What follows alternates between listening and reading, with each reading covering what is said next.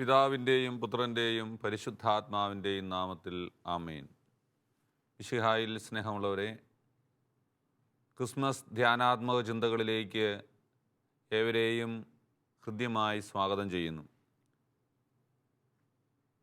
Christmas നമുക്ക് നൽകുന്ന സന്തോഷവും സമാധാനവും നമുക്ക് നൽകുന്ന പ്രത്യാശയും അനുഭവിച്ചറിയുവാൻ ഈ ധ്യാന വിചിന്തനങ്ങൾ സഹായകമാകട്ടെ എന്ന് ആത്മാർത്ഥമായിട്ട് പ്രാർത്ഥിക്കുന്നു.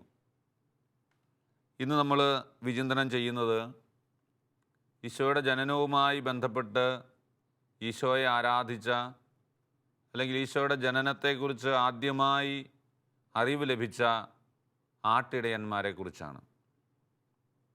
ഒരുപക്ഷെ ഒരു വലിയ സംഭവം നടക്കുമ്പോൾ ആ സംഭവത്തിന് ആരാണ് സാക്ഷ്യം വഹിക്കുന്നത് എന്നുള്ളത് ഒരു പ്രധാനപ്പെട്ട കാര്യമാണ്.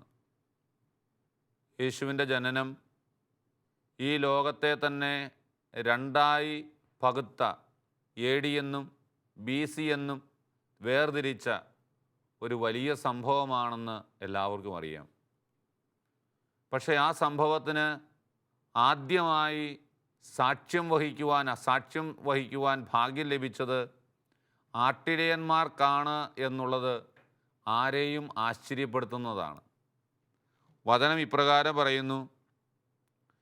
ലൂക്കായുടെ സുവിശേഷം 2-ാം അധ്യായം 7-ാമത്തെ വാക്യത്തിൽ നമ്മൾ ഇപ്രകാരം വായിക്കുന്നു: അവനെ പിള്ളക്കച്ചുകൊണ്ട് പൊതിഞ്ഞ് പുൽത്തൊട്ടിയിൽ കിടത്തി, കാരണം സത്രത്തിൽ അവർക്ക് സ്ഥലം കിട്ടിയില്ല. രാജകൊട്ടാരത്തിൻ്റെ പ്രൗഢിയിലോ അല്ലെങ്കിൽ മറ്റേതെങ്കിലും വലിയ സ്ഥലത്തോ പിറക്കുവാനോ പിറന്നു വീഴുവാനുള്ള ഭാഗ്യം അല്ല ഈശോയ്ക്ക് ലഭിച്ചതെന്ന് വചനം നമ്മളോട് പറയുന്നുണ്ട്. അവർക്ക് സത്രത്തിൽ പോലും സ്ഥലം കിട്ടാത്തതുകൊണ്ട് പിള്ളക്കച്ചുകൊണ്ട് പൊതിഞ്ഞ് പുൽത്തൊട്ടിയിൽ കിടത്തുവാനാണ് യൗസേപ്പ് പിതാവിനും മാതാവിനും സാധിച്ചത്. എത്രയോ ഇല്ലായ്മയുടെയും ദാരിദ്ര്യത്തിൻ്റെയും ചെറുതാകലിൻ്റെയും ചൈതന്യത്തിലാണ് ഈശോ ഈ ലോകത്തിലേക്ക് പിറന്നു വീണത് എന്നത് നമ്മുടെ എല്ലാവരെയും ലോകത്തെ തന്നെയും അത്ഭുതപ്പെടുത്തുന്നതാണ്. എല്ലാം ഉണ്ടായിട്ടും ഒന്നുമില്ലാത്തവനായി തീരുക, എല്ലാ സന്നാഹങ്ങളുടെയും അധിപനായിട്ടും എല്ലാ അധികാരങ്ങളുടെയും അധികാരിയായിട്ടും ഒരധികാരമില്ലാത്തവനെ പോലെ നിസ്സാരരിൽ നിസ്സാരനായി പിറക്കേണ്ടി വരിക, സത്രത്തിൽ പോലും ഇടം കിട്ടാതെ ഒരു കാലിത്തൊഴുത്തിൽ പിറക്കേണ്ടി വരിക. പ്രിയപ്പെട്ടവരെ, ഇതൊക്കെ നമ്മളോട് പല കാര്യങ്ങളും പറഞ്ഞു തരുന്നുണ്ട്. അതുമാത്രമല്ല, രാജാധിരാജനായ ലോകരക്ഷകനായ ഈശോ ഈ ലോകത്തിലേക്ക് കടന്നു വന്നപ്പോൾ ആ സംഭവം ആദ്യം അറിഞ്ഞത് വചനം നമ്മളെ ഓർമ്മിപ്പിക്കുന്നു. ആ പ്രദേശത്തെ വയലുകളിൽ രാത്രിയിൽ ആടുകളെ കാത്തുകൊണ്ടിരുന്ന ഇടയന്മാരുണ്ടായിരുന്നു. നമുക്കറിയാം, യഹൂദ പാരമ്പര്യത്തിൽ ഇടയന്മാർ എന്ന് പറയുന്നത് ഒരു പക്ഷേ ലൂക്കാസ് സുവിശേഷകൻ അവതരിപ്പിക്കുന്നതിന് മുമ്പ് തന്നെ അവർക്ക് പരിചയമുള്ള ആൾക്കാരാണ്. മോശയെക്കുറിച്ച് അല്ലെങ്കിൽ ദാവീദിനെക്കുറിച്ചൊക്കെ പറയപ്പെടുന്നത് അവർ ഇടയന്മാരായിരുന്നു, അവർ കന്നുകാലികളെ നോക്കിയിരുന്നവരായിരുന്നു എന്നൊക്കെയാണ് നമ്മൾ കാണുന്നത്. അതുകൊണ്ട് എന്നിരുന്നാലും ഈ ഇടയന്മാരെക്കുറിച്ച് പൊതുവേയുള്ള കാഴ്ചപ്പാടെന്ന് പറയുന്നത് വീടുകളിൽ ഉറങ്ങാത്തവർ, ആടുകളോടൊപ്പം എവിടെയെങ്കിലും കിടന്നുറങ്ങുന്നവർ, അലഞ്ഞു നടക്കുന്നവർ, അവരുടെ സാക്ഷ്യങ്ങൾക്ക് പോലും വിലയില്ലാതിരുന്ന ഒരു കാലഘട്ടം. അങ്ങനെയുള്ളൊരു കാലഘട്ടത്തിലാണ് വചനം നമ്മളോട് പറയുകയാണ്, കർത്താവിൻ്റെ മഹത്വം അവരുടെ മേൽ പ്രകാശിച്ചു. ഇല്ലായ്മകളിലും വല്ലായ്മകളിലും ദുഃഖങ്ങളിലും ദുരിതങ്ങളിലും വേദനകളിലും ദൈവത്തിൻ്റെ മഹത്വം പ്രകാശിക്കുമെന്ന് ഈ ആട്ടിടയന്മാരുടെ സംഭവം നമ്മളെ ഓർമ്മിപ്പിക്കുന്നുണ്ട്. കർത്താവിൻ്റെ വചനം പറയുകയാണ്, അവർ വളരെയേറെ ഭയപ്പെട്ടു. നമുക്കറിയാം, ഈശോയുടെ ജനനവുമായി ബന്ധപ്പെട്ട് ഗബ്രിയേൽ ദൂതൻ മറിയത്തിൻ്റെ അടുക്കിലേക്ക് കടന്നു ചെല്ലുമ്പോഴും സമാനമായൊരു ഭയത്തിൻ്റെ അസ്വസ്ഥതയുടെ അനുഭവം നമ്മളവിടെ കാണുന്നുണ്ട്. അവിടെ കർത്താവിൻ്റെ ദൂതൻ മറിയത്തോട് പറയുന്നുണ്ട്, മറിയമേ നീ ഭയപ്പെടേണ്ട, ദൈവസന്നിധിയിൽ നീ കൃപ കണ്ടെത്തിയിരിക്കുന്നു. അതേ വാക്ക് തന്നെയാണ് ഇവിടെയും സ്വർഗം ഉപയോഗിക്കുന്നത്. ഭയചകിതരായിരുന്ന ആട്ടിടയന്മാരോട് പറയുകയാണ്, നിങ്ങൾ ഇനിമേൽ ഭയപ്പെടേണ്ട കാര്യമില്ല. Do not be afraid. ഭയം വേണ്ട നിങ്ങൾക്ക്. കാരണം എന്താണെന്നറിയാമോ? ഇതാ സകല ജനത്തിനും വേണ്ടിയിട്ടുള്ള വലിയ സന്തോഷത്തിൻ്റെ സദ്വാർത്ത ഞാൻ നിങ്ങളെ അറിയിക്കുന്നു. ഭയം വേണ്ട എന്ന് പറയുന്നതിന് കാരണമുണ്ട്. അതിൻ്റെ കാരണം ഇതാണ്: എല്ലാ ജനത്തിനും വേണ്ടിയിട്ടുള്ള സന്തോഷത്തിൻ്റെ സദ്വാർത്തയാണ് ദൂതൻ അവരെ അറിയിക്കുന്നത്. പ്രിയപ്പെട്ടവരെ, സ്വർഗത്തിൻ്റെ ആ ദൂത് എന്ന് പറയുന്നത് എല്ലാ ജനത്തിനും വേണ്ടിയിട്ടുള്ള ഒരു സന്തോഷത്തിൻ്റെ സദ്വാർത്തയായിരുന്നുവെന്ന് വചനം നമ്മളെ ഓർമ്മിപ്പിക്കുന്നു എന്നത് നമ്മൾ മറക്കരുത്. ക്രിസ്മസ് എന്ന് പറയുന്നത് ക്രിസ്ത്യാനിയുടെ മാത്രം ആഘോഷമല്ല. ക്രിസ്മസ് എന്ന് പറയുന്നത് ഈശോയെ രക്ഷകനും നാഥനുമായി സ്വീകരിക്കുന്നവരുടെ മാത്രം ഒരാഘോഷവുമല്ല. മറിച്ച് ഭയത്തിൻ്റെ അടിമത്തത്തിൽ കഴിയുന്നവർക്ക്, പ്രതീക്ഷയില്ലാത്തവർക്ക്, നിരാശയിൽ കഴിയുന്നവർക്ക്, വേദനയിൽ, രോഗത്തിൽ, പീഡകളിൽ കഴിയുന്നവർക്ക് സന്തോഷത്തിൻ്റെ സദ്വാർത്തയാണ് ഈശോയുടെ ജനനം നൽകുന്നതെന്നാണ് സ്വർഗം സാക്ഷ്യപ്പെടുത്തുന്നത്. പ്രിയപ്പെട്ടവരെ, വീണ്ടും പറയുകയാണ്, ഇതാ ദാവീദിൻ്റെ പട്ടണത്തിൽ നിങ്ങൾക്കായി ഒരു രക്ഷകൻ, കർത്താവായ ക്രിസ്തു ഇന്ന് ജനിച്ചിരിക്കുന്നു. നിങ്ങൾക്കായി ഒരു രക്ഷകൻ. അതായത് ആര് ഞങ്ങളെ രക്ഷിക്കും എന്നുള്ള ചിന്തയിൽ വിഷമിച്ചിരുന്ന ജനത്തോട്, ലോകത്തോട് പറയുകയാണ്, ഇതാ നിങ്ങൾക്കായി ഒരു രക്ഷകൻ പിറന്നിരിക്കുന്നു. നമുക്കറിയാം, ഒരു രക്ഷകനുണ്ട് എന്ന് പറഞ്ഞു കഴിഞ്ഞാൽ, രക്ഷിക്കാൻ ആളുണ്ടെന്നറിഞ്ഞു കഴിഞ്ഞാൽ ഭയത്തിന് അവിടെ യാതൊരു അടിസ്ഥാനവുമില്ല. ഞാൻ ഓർക്കുന്നു, ഒരിക്കൽ ഒരു യുവ സഹോദരൻ ജോലിക്കായി ഒരു വിദേശ രാജ്യത്ത് പോയി. അവിടെ ചെന്ന് അദ്ദേഹത്തിന് അവൻ എന്ത് ചെയ്യണമെന്നറിയാൻ പാടില്ല. ആരെ സമീപിക്കും, എന്ത് ചെയ്യും, എങ്ങനെയാണ് ഈ ജോലി കണ്ടുപിടിക്കാൻ സാധിക്കുക? കൊണ്ടുപോയ പൈസ മുഴുവൻ തീർന്നുപോയി. അവൻ എന്നോട് പറഞ്ഞു, വിമാനത്താവളത്തിൽ വെച്ച് ഒരു സുഹൃത്തിനെ കണ്ടുമുട്ടി, പരിചയപ്പെട്ട് കഴിഞ്ഞപ്പോൾ അവൻ പഠിച്ച കോളേജിൽ അദ്ദേഹത്തിൻ്റെ സ്വന്തത്തിൽപ്പെട്ടവരാരോ പഠിച്ചു. അങ്ങനെ ഒരു പരിചയം പുതുക്കി. അവൻ അദ്ദേഹത്തിൻ്റെ ഫോൺ നമ്പറുകളെല്ലാം മേടിച്ചു. അവസാനം കൊണ്ടുപോയ പൈസയെല്ലാം തീരാറായി കഴിഞ്ഞപ്പോൾ അവൻ വെറുതെ ഈ സഹോദരനെ വിളിച്ച്, അന്ന് പരിചയപ്പെട്ട സുഹൃത്തിനെ വിളിച്ചു. അദ്ദേഹം പറഞ്ഞു, നീ ഒന്നുകൊണ്ടും പേടിക്കണ്ട, നിനക്ക് വേണ്ടിയിട്ട് എന്തെങ്കിലും ചെയ്യാമോ എന്ന് ഞാൻ നോക്കട്ടെ. പ്രിയപ്പെട്ടവരെ, ആ സഹോദരൻ പറയുക, ആ മകൻ എന്നോട് പറഞ്ഞു, അച്ഛാ, ഞാൻ തിരിച്ച് ഇങ്ങോട്ട് പോരണമെന്ന് വിചാരിച്ചിരിക്കുന്ന അവസരത്തിലാണ് ഒരു രക്ഷകനെ പോലെ ഈ മനുഷ്യൻ എൻ്റെ മുമ്പിൽ കടന്നു വരുന്നത്. പ്രിയപ്പെട്ടവരെ, ഭയത്തിൻ്റെ അടിസ്ഥാനം എന്ന് പറയുന്നത് രക്ഷിക്കാൻ ആരുമില്ല എന്നുള്ള തോന്നലിൽ നിന്നാണ്. അത് എന്നെയും ബാധിക്കാം, നിന്നെയും ബാധിക്കാം. ജീവിതത്തിൻ്റെ ഏതവസ്ഥകളിലും കൂടെ ഒരുവൻ രക്ഷിക്കാനുണ്ടെന്നറിഞ്ഞു കഴിഞ്ഞാൽ, അത് ഏതവസ്ഥയിലായിക്കൊള്ളട്ടെ, സഹായിക്കാനുണ്ടെന്നറിഞ്ഞു കഴിഞ്ഞാൽ അതൊരു സമാശ്വാസമാണ്, അതൊരു സഹായകമാണ്. ഇന്ന് ദൂതൻ പറയുകയാണ്, ആട്ടിടയന്മാരോട് പറയുകയാണ്, ആട്ടിടയന്മാരോട് പറയുന്നതിലൂടെ എന്നോടും നിന്നോടും പറയുകയാണ്, ഇതാ സകല ജനത്തിനും വേണ്ടിയിട്ടുള്ള ഒരു സദ്വാർത്ത, നമുക്കായി ഒരു രക്ഷകൻ പിറന്നിരിക്കുന്നു. എത്രയോ വലിയൊരു ആശ്വാസമാണ് പ്രിയപ്പെട്ടവരെ ഈ വചനം നമുക്ക് നൽകുന്നത്. എന്നിട്ട് കർത്താവ് പറയുകയാണ്, ഈ രക്ഷകൻ്റെ അടയാളം എന്താണ്? വചനം നമ്മളോട് പറയുകയാണ്, ഈ രക്ഷകൻ എന്ന് പറയുന്നത് അവൻ പിള്ളക്കച്ച കൊണ്ട് പൊതിഞ്ഞ് പുൽത്തൊട്ടിയിൽ കിടത്തിയിരിക്കുന്ന ഒരു ശിശുവാണ്. അതാണ് ആട്ടിടയന്മാർക്ക് നൽകുന്ന അടയാളം. അതായത് പൂജരാജാക്കന്മാർക്ക് ഈശോയെ കണ്ടുപിടിക്കാനായിട്ടുള്ള അടയാളം നൽകിയത് ഒരു നക്ഷത്രത്തിലൂടെയാണെങ്കിൽ, ഈ ആട്ടിടയന്മാർക്ക് ദൈവം നൽകുന്ന, സ്വർഗം നൽകുന്ന അടയാളം എന്ന് പറയുന്നത് ഒരിക്കലും ചിന്തിക്കാൻ കഴിയാത്ത, ഒരിക്കലും സങ്കല്പിക്കാൻ കഴിയാത്ത ഒരടയാളമാണ്. പ്രിയപ്പെട്ടവരെ, ഏതൊരു ശിശുവും ഒരു രക്ഷകൻ തന്നെയാണ്. നമ്മളൊന്ന് ആലോചിച്ച് നോക്കിക്കേ, ഇന്ന് ഏതൊരു കുഞ്ഞിനെക്കുറിച്ചും ഇത് പറയാനായിട്ട് നമുക്ക് കഴിയില്ലേ? കുടുംബത്തിൻ്റെ, സമൂഹത്തിൻ്റെ, രാഷ്ട്രത്തിൻ്റെ, ലോകം മുഴുവൻ്റെയും രക്ഷയായി വന്ന എത്രയോ പേര്. എന്നാൽ ഇന്ന് പലപ്പോഴും നമ്മൾ വിചാരിക്കുന്നത് മറിച്ചാണ്. അതുകൊണ്ടാണല്ലോ പ്രിയപ്പെട്ടവരെ, ഒരു കുഞ്ഞിൽ, ഒരു ശിശുവിൽ ഏതെങ്കിലും തരത്തിലുള്ള ഒരു രക്ഷ ഈ ലോകത്തിലേക്ക് കൊണ്ടുവരുവാൻ ദൈവം ആഗ്രഹിക്കുന്നുണ്ട് എന്നത് പരമാർത്ഥമാണ്, സത്യമാണ്. കർത്താവ് പറയുകയാണ്, ഇതേ പുൽത്തൊട്ടിയിൽ കിടത്തിയിരിക്കുന്ന ഒരു ശിശുവിനെ നിങ്ങൾ കാണും. ആട്ടിടയന്മാർ ഇങ്ങനെ വിഷമിച്ചിരിങ്ങനെ ഭയപ്പെട്ട് ആശങ്കാകുലരായിരിക്കുന്ന അവസരത്തിൽ വചനം പറയുകയാണ്, സ്വർഗീയ സൈന്യത്തിൻ്റെ ഒരു വലിയ വ്യൂഹം ആ ദൂതനോടൊപ്പം പ്രത്യക്ഷപ്പെട്ട് ദൈവത്തെ സ്തുതിച്ചു. അത്യുന്നതങ്ങളിൽ ദൈവത്തിന് മഹത്വം, ഭൂമിയിൽ ദൈവകൃപ ലഭിച്ചവർക്ക് സമാധാനം.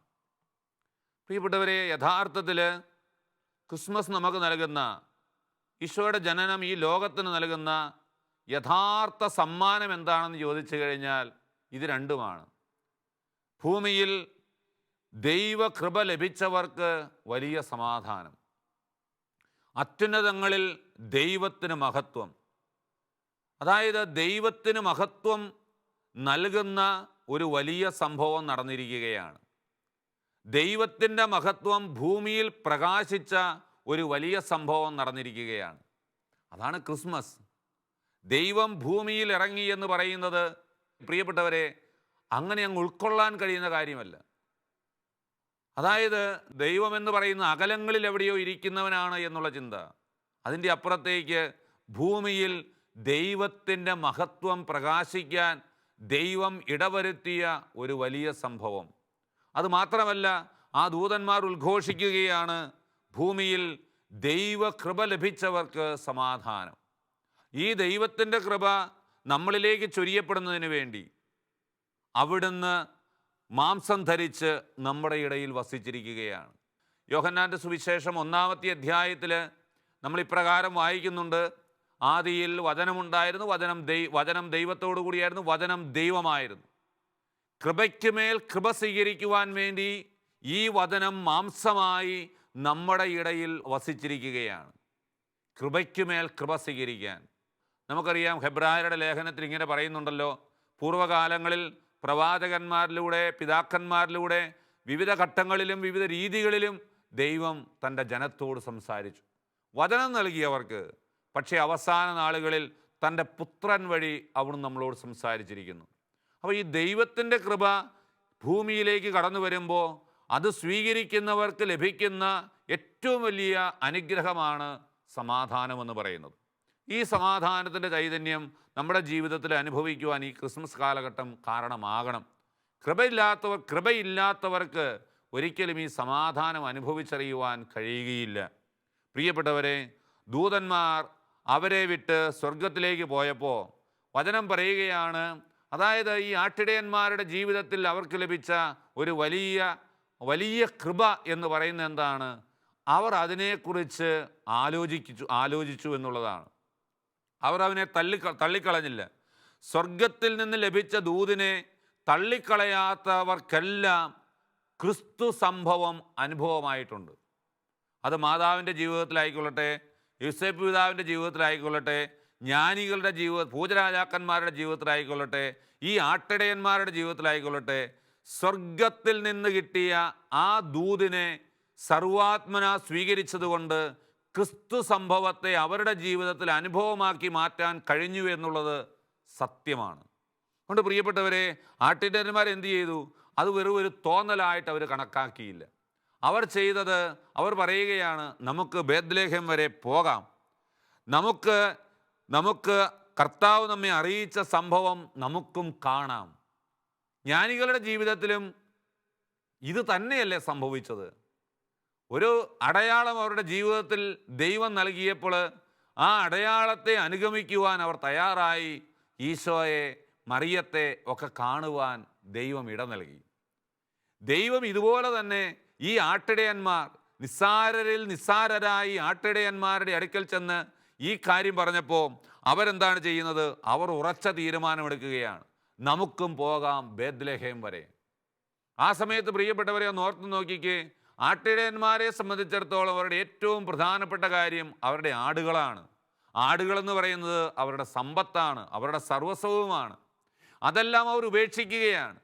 യേശുവിനെ തേടിയുള്ള യാത്രയിൽ സകലതും ത്യജിക്കാതെ ദൈവാനുഭവത്തിലേക്ക് കടന്നു വരാമെന്ന് ആരും വിചാരിക്കരുത്. ക്രിസ്തു സംഭവം നീ നിനക്ക് സ്വന്തമാക്കി മാറ്റാൻ ആഗ്രഹമുണ്ടോ? കർത്താവ് പറഞ്ഞ വചനം മറക്കരുത്. എല്ലാം ത്യജിക്കാതെ എൻ്റെ ശിഷ്യനായിരിക്കുക ആർക്കും സാധ്യമല്ല. ഉള്ളതെല്ലാം നഷ്ടപ്പെടുത്താതെ ആട്ടിടയന്മാർ എന്തു ചെയ്തു? അവർ ബേത്ലഹേം വരെ പോയി. അവർ ആ തീരുമാനമെടുക്കുകയാണ്. സകലതും അവർ മാറ്റിവെക്കുകയാണ്. എന്നിട്ട് മറിയത്തെയും യോസേപ്പ് പിതാവിനെയും പുൽത്തൊട്ടിയിൽ കിടക്കുന്ന ശിശുവിനെയും കണ്ടു. പ്രിയപ്പെട്ടവരെ, വചനം നമ്മളെ ഓർമ്മിപ്പിക്കുകയാണ്, ശിശുവിനെക്കുറിച്ച് തങ്ങളോട് പറയപ്പെട്ട കാര്യങ്ങളെല്ലാം അവർ മറ്റുള്ളവരെ അറിയിച്ചു. നിസ്സാരരെന്ന് കരുതിയ ഈ ആട്ടിടയന്മാരല്ലേ ഈശോയുടെ ആദ്യത്തെ സാക്ഷികൾ. അവർ പോവുകയാണ്. അവർ തങ്ങളോട് പറയപ്പെട്ടവയെല്ലാം അവർ മറ്റുള്ളവരെ അറിയിച്ചു. സന്തോഷം കൊണ്ട് നിറഞ്ഞു, കൃപയുള്ളവരായി മാറി, സമാധാനമുള്ളവരായി മാറി. അവരെല്ലാ കാര്യങ്ങളും അവരറിയിച്ചു. പ്രിയപ്പെട്ടവരെ, ഈ വചനത്തിലൂടെ കർത്താവ് നമ്മളോട് പറയാൻ ആഗ്രഹിക്കുന്ന ഏതാനും കാര്യങ്ങളുണ്ട്. ഒന്ന്, ആരെയും നിസ്സാരരായി കാണാൻ പാടില്ല. രണ്ട്, ആരെയും അവഗണിക്കാൻ പാടില്ല. മൂന്നാമതായിട്ട് കർത്താവ് നമ്മളോട് ഈ വചനത്തിലൂടെ പറഞ്ഞു തരുന്നത്, ഏറ്റവും നിസ്സാരരായവരിലും ഓരോ ശിശുവിലും ഒരു രക്ഷകനെ ദൈവം ഈ ലോകത്തിന് നൽകാനായിട്ട് ആഗ്രഹിക്കുന്നുണ്ട്. ആരെയും അവഗണിച്ച് കളയാനായിട്ട് പാടില്ല. പ്രിയപ്പെട്ടവരെ, വചനത്തിലൂടെ നമ്മളെ കർത്താവ് വീണ്ടും ഓർമ്മിപ്പിക്കുന്ന ഇതാണ്, ഈ ആട്ടിടയന്മാരുടെ ജീവിതത്തിൽ സംഭവിച്ച കാര്യങ്ങളാണ്.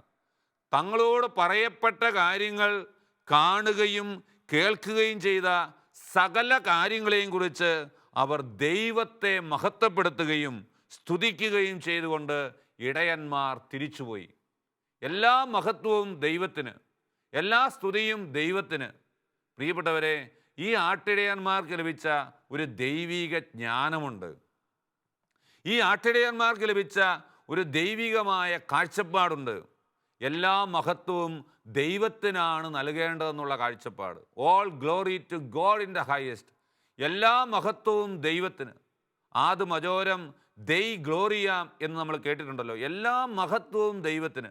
അതായത് ഒന്നും അഭിമാനിക്കാനായിട്ടൊന്നുമില്ല, അഹങ്കരിക്കാനൊന്നുമില്ല. നിസ്സാരരിൽ നിസ്സാരരായ ഞങ്ങൾക്ക് രക്ഷകൻ്റെ വരവിനെക്കുറിച്ച് അറിവ് കിട്ടി. അത് ദൈവത്തിന് മഹത്വം നൽകാനുള്ള ഒരു വലിയ കാര്യമായി അവർ കാണുകയാണ്.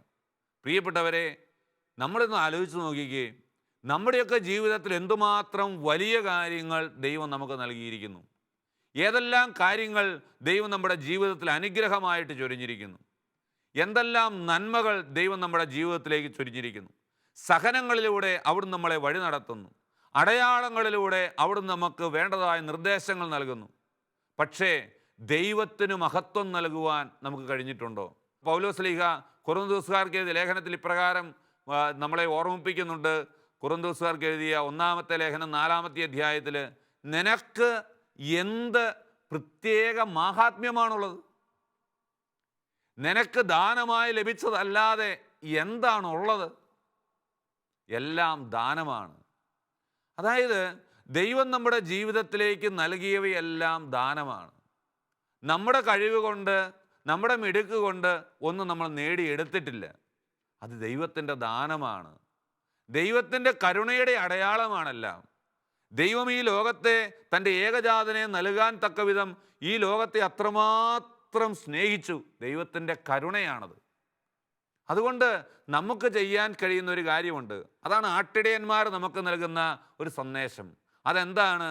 എല്ലാ കാര്യങ്ങളിലും ദൈവത്തിന് മഹത്വം നൽകണം. എല്ലാ കാര്യങ്ങളിലും ദൈവത്തെ സ്തുതിക്കാനായിട്ട് കഴിയണം. പ്രിയപ്പെട്ടവരെ, ഈ വചനഭാഗത്തിനുള്ളിൽ നമ്മൾ കാണുന്ന മറ്റൊരു കാര്യമുണ്ട്. എല്ലാ കാര്യങ്ങളിലും ദൈവത്തെ സ്തുതിക്കുന്ന, ദൈവത്തിന് മഹത്വം നൽകുന്ന ആട്ടിടയന്മാരുടെ ഇടയിൽ എല്ലാം ഹൃദയത്തിൽ സംഗ്രഹിക്കുന്ന മറിയത്തെ നമ്മൾ കാണാതെ പോകരുത്. അതായത് ഈ സംഭവിച്ച കാര്യങ്ങളെല്ലാം മറിയത്തിന് അറിയാം. പക്ഷേ അവൾ എന്ത് ചെയ്തു? അവയെല്ലാം ഹൃദയത്തിൽ സംഗ്രഹിച്ച് ഗാഠമായി ചിന്തിച്ചു കൊണ്ടിരുന്നു. ഇത് രണ്ടും നമ്മുടെ ജീവിതത്തിൽ ആവശ്യമുണ്ട്. ഒന്ന്, നിശബ്ദതയുടെ ഒരു തലം. രണ്ട്, ദൈവത്തിന് മഹത്വം നൽകേണ്ട ഒരു മനോഭാവം. ഇത് രണ്ടും കൂടെ ചേരുമ്പോഴാണ് ആത്മീയ ജീവിതം വളരുക.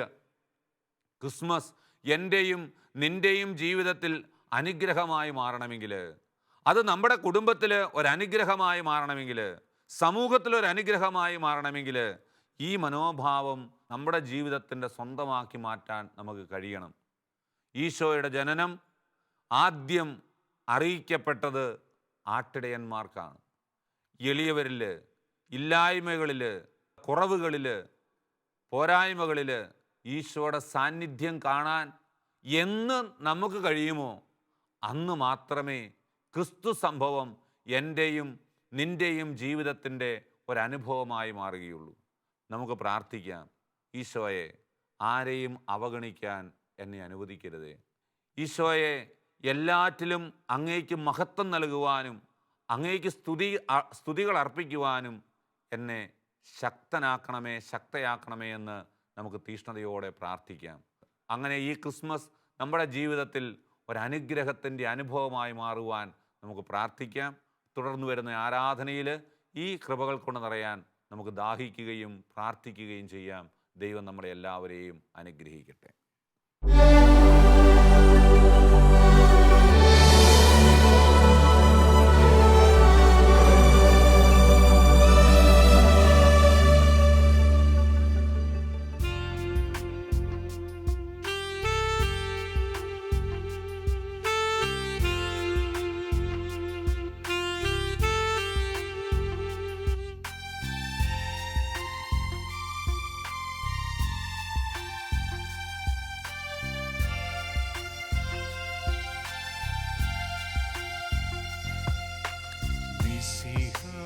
കർത്താവേ,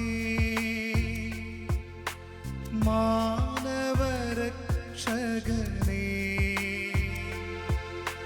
നരനു വിമോചനമേകിടുവാൻ നരനായി വന്നു പിറന്നവനേ, മിശിഹാ കർത്താവേ,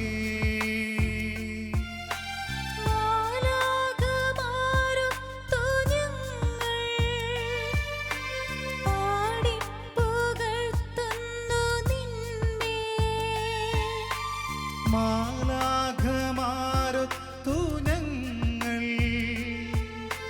പാടിപ്പുകഴ്ത്തുന്നു നിന്നെ. പരിശുദ്ധൻ പരിശുദ്ധൻ കർത്താവേ, നീ പരിശുദ്ധൻ പരിശുദ്ധൻ പരിശുദ്ധൻ കർത്താവേ, നീ പരിശുദ്ധൻ മിശിഹാ കർത്താവേ.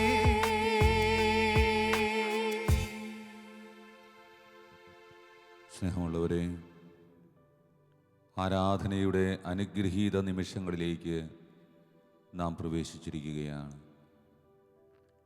ഒറ്റ ആഗ്രഹമേ നമ്മുടെ എല്ലാവരുടെയും മനസ്സിലും ചിന്തയിലുമുള്ളൂ. ഈശോയുടെ ജനനം എൻ്റെ ജീവിതത്തിൽ ഇന്ന് ഒരനുഗ്രഹമായി മാറണം. ക്രിസ്മസ് കടന്നു പോകേണ്ട ഒരാഘോഷമോ ആചരണമോ അല്ല.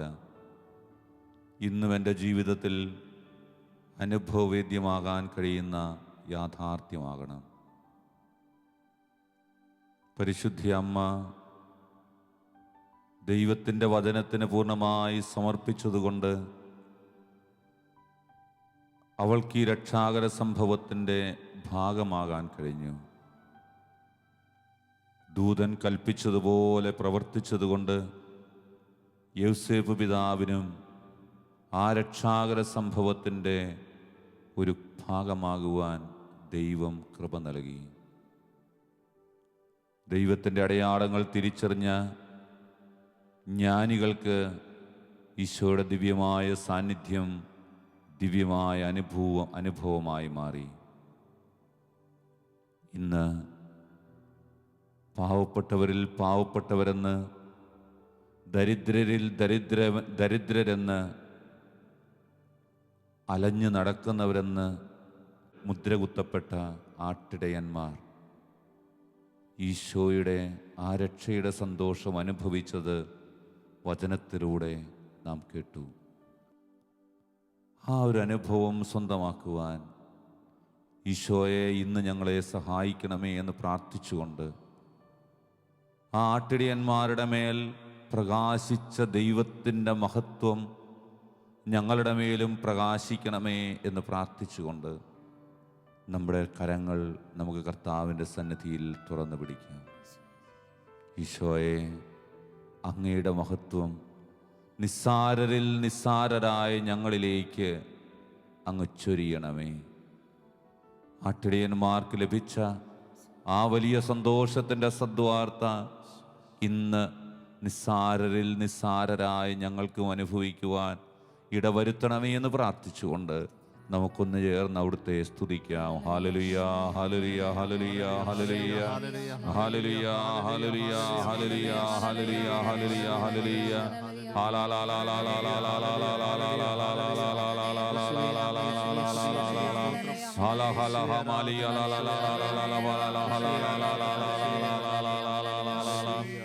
Hallelujah, hallelujah, hallelujah, hallelujah, hallelujah, hallelujah, hallelujah, hallelujah, hallelujah, hallelujah, hallelujah, hallelujah. യേശുവേ നന്ദി, യേശുവേ ആരാധന.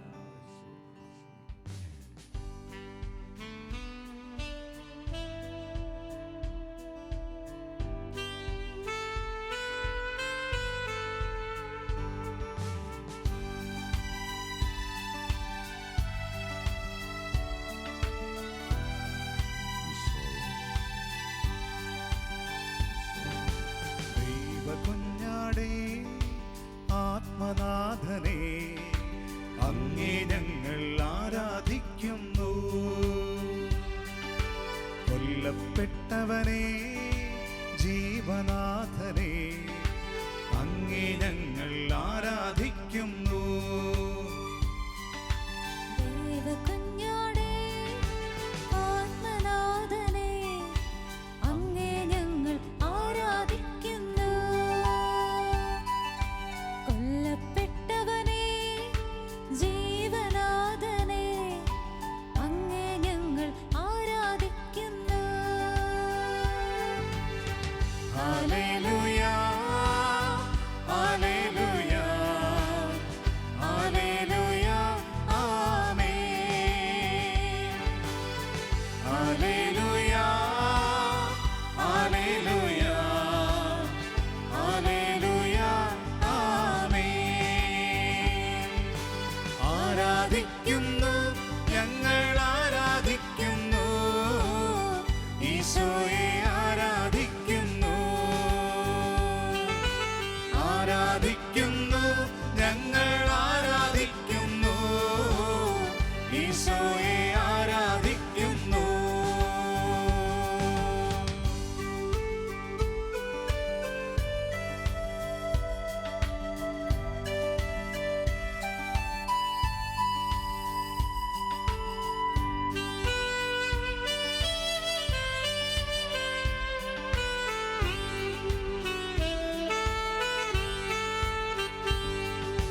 ദൈവപിതാവേ, സ്നേഹനാഥനേ, അങ്ങേ ഞങ്ങൾ ആരാധിക്കുന്നു. പരിശുദ്ധാത്മാവേ, ജീവാഗ്നിയേ, അങ്ങേ ഞങ്ങൾ ആരാധിക്കുന്നു. ദൈവപിതാവേ, സ്നേഹനാഥനേ, അങ്ങേ ഞങ്ങൾ ആരാധിക്കുന്നു. പരിശുദ്ധാത്മാവേ, ജീവാഗ്നിയേ, അങ്ങേ ഞങ്ങൾ ആരാധിക്കുന്നു. ഹല്ലേലൂയ,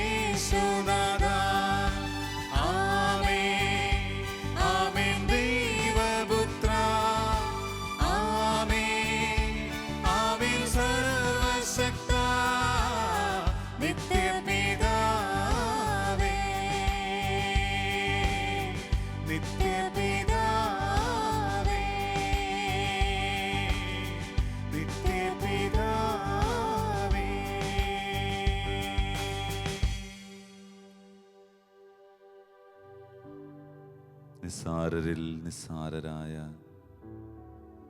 ആട്ടിടയന്മാർക്ക് ലഭിച്ച വലിയ ഭാഗ്യം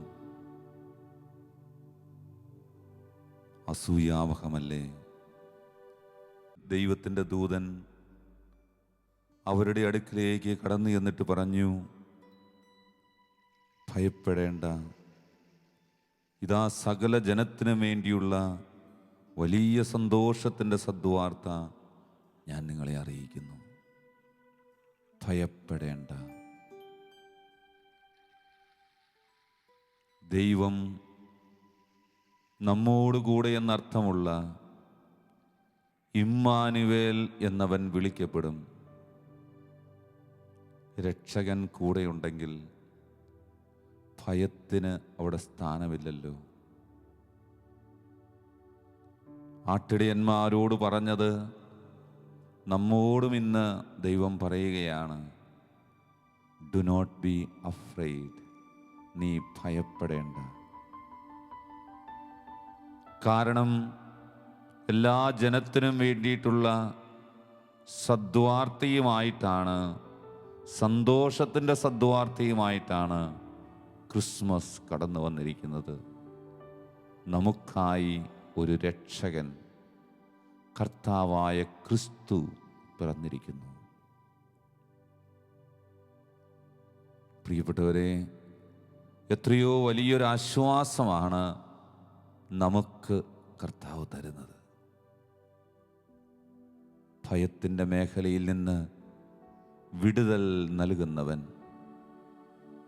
അടിമത്തത്തിൽ നിന്ന് മോചനം നൽകുന്നവൻ, ബന്ധനത്തിൻ്റെ അവസ്ഥയിൽ നിന്ന് നമ്മെ വിമോചിപ്പിക്കുന്നവൻ, രോഗപീഠകളിൽ സൗഖ്യമായി മാറുന്നവൻ, ജീവിതത്തിൻ്റെ തകർച്ചകളെ ഉയർച്ചകളാക്കി മാറ്റുവാൻ കെൽപ്പുള്ളവൻ, ജീവിതത്തിൻ്റെ എല്ലാ അവസ്ഥകളിലും നമ്മുടെ ജീവിതത്തെ താങ്ങി നിർത്തുന്നവൻ, നമുക്കായൊരു രക്ഷകൻ, കർത്താവായ ക്രിസ്തു പിറന്നിരിക്കുന്നു. പ്രിയപ്പെട്ടവരെ, ദൂതൻ്റെ ഈ വാക്ക് എത്രയോ നിറമനസ്സോടെയാണ് ആട്ടിടയന്മാർ സ്വീകരിച്ചത്. വലിയ സന്തോഷത്തോടെ, വലിയ പ്രത്യാശയോടെ, വലിയ വിശ്വാസത്തോടെ ദൂതൻ പറഞ്ഞതുപോലെ തന്നെ പോകുവാൻ അവർ തയ്യാറായി. ആട്ടിടയർ അങ്ങനെ പോയതുകൊണ്ട് അവർക്ക് ഈശോയെ കാണുവാനും അനുഭവിക്കാനും കഴിഞ്ഞു. രക്ഷകനെക്കുറിച്ചുള്ള വലിയ അറിവ് ദൂതൻ അവർക്ക് പറഞ്ഞു കൊടുത്തു. പിള്ളക്കച്ചയിൽ പൊതിഞ്ഞ് പുൽത്തൊട്ടിയിൽ കിടത്തിയിരിക്കുന്ന ഒരു ശിശുവിനെ നിങ്ങൾ കാണും. പ്രിയപ്പെട്ടവരെ, രാജാതിരാജനായവൻ പുൽത്തൊട്ടിലിൽ കിടക്കുന്നു എന്ന്, രക്ഷകനായി പിറന്നവൻ ഇതാ പിള്ളക്കച്ചകൾ കൊണ്ട് പൊതിഞ്ഞു കിടക്കുന്നുവെന്ന് ദൂതർ പറഞ്ഞപ്പോൾ അത് വിശ്വസിക്കാൻ ആട്ടിടയർ തയ്യാറായത് അവരുടെ ഹൃദയ നൈർമല്യം കൊണ്ടാണ്, ഹൃദയ പരമാർത്ഥത കൊണ്ടാണ്. ഈശോയെ അങ്ങേ അനുഭവിക്കുവാൻ ഈ ഹൃദയ നൈർമല്യം, സഹജമായൊരു മനസ്സ് ഞങ്ങൾക്ക് നൽകണമേ എന്ന് നമുക്ക് പ്രാർത്ഥിക്കാം. പ്രിയപ്പെട്ടവരെ, ക്രിസ്മസ് നമ്മുടെ ജീവിതത്തിൻ്റെ ഒരനുഭവമായി മാറുവാൻ ഈ ആട്ടിടയർക്കുണ്ടായിരുന്ന അതേ മനസ്സ്, അതേ മനോഭാവം, എളിമ, ഹൃദയവിശുദ്ധി, ലാളിത്യം നൽകണമേ എന്ന് നമുക്ക് പ്രാർത്ഥിക്കാം. ദാരിദ്ര്യത്തിൻ്റെ വേദനയിലും നൊമ്പരത്തിലും ഈശോയെ കാണുവാനുള്ള കൃപ നൽകണമേ എന്ന് നമുക്ക് പ്രാർത്ഥിക്കാം.